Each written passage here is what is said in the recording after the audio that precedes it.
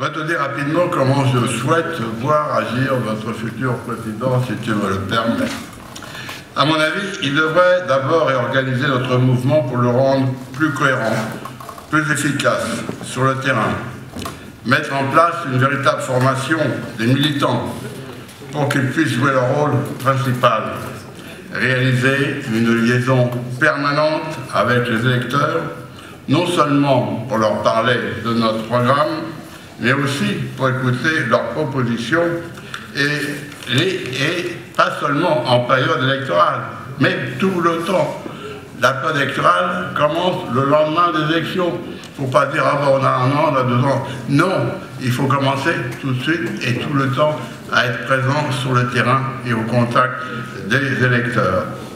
Ensuite, établir un plan de reconquête, je crois que tu as déjà pour toutes les élections, en commençant par les municipales, l'année prochaine, en 2014, en sélectionnant les bons candidats.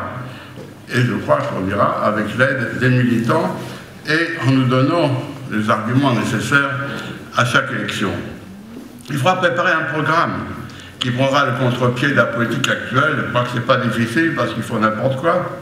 Avec, pour commencer, si vous êtes d'accord, la suppression de tous les impôts inventés par les socialistes.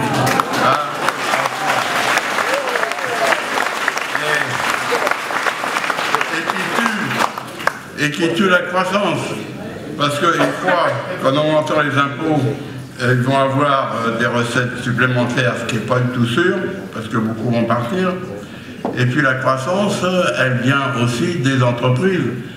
Et combattre les entreprises petites, moyennes, surtout les grandes, disons, hein, les grandes qui apportent du travail à tous les sous-traitants, et les agresser et leur faire payer des impôts extraordinaires, eh bien, c'est pas avec ça qu'on aura la croissance, c'est-à-dire qu'on n'aura ni croissance, ni augmentation de recettes, et malheureusement, je crois que, malheureusement pour nous, les résultats du futur budget 2013 ne sera pas ce qu'il croit, et il y aura beaucoup plus que 3% de déficit.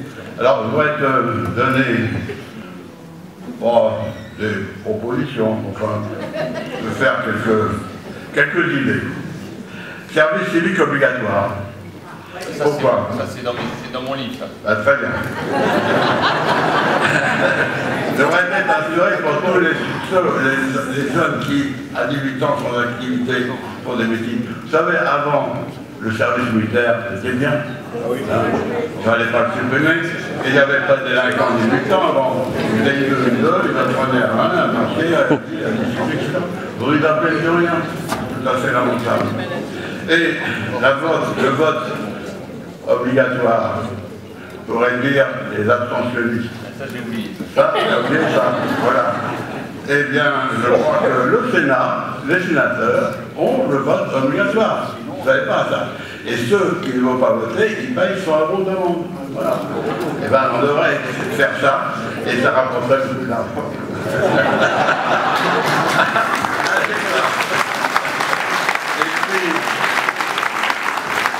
Et puis, un vieux dada, un vieil espoir que je travaille depuis longtemps, la participation.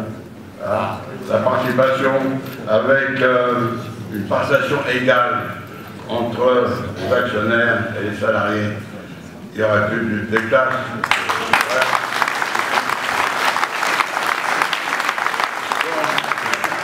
Voilà, mon cher Jean-François, le message que je voulais te faire, quelques propositions que je suggère.